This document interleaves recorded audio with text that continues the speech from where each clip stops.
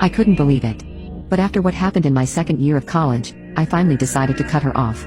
The final straw with her was when I was living in an apartment and had been on campus at the library studying after class. Oftentimes, I don't check my phone when I study.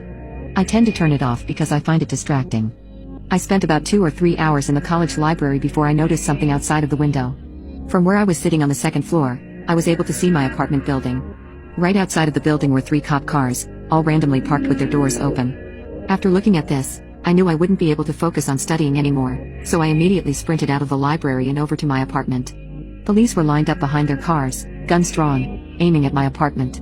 Once I told them that I lived there, they screamed at me that there was an intruder. To my surprise, it was none other than my mother. She has. I discovered my mom had driven 3 hours to my apartment in a different state, all because I hadn't responded to her call or text while I was studying.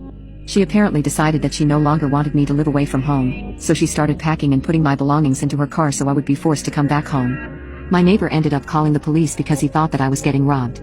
If it weren't for my neighbor, I wouldn't have been able to file a restraining order on my crazy mother and cut ties with her altogether. It's been 7 years since that incident.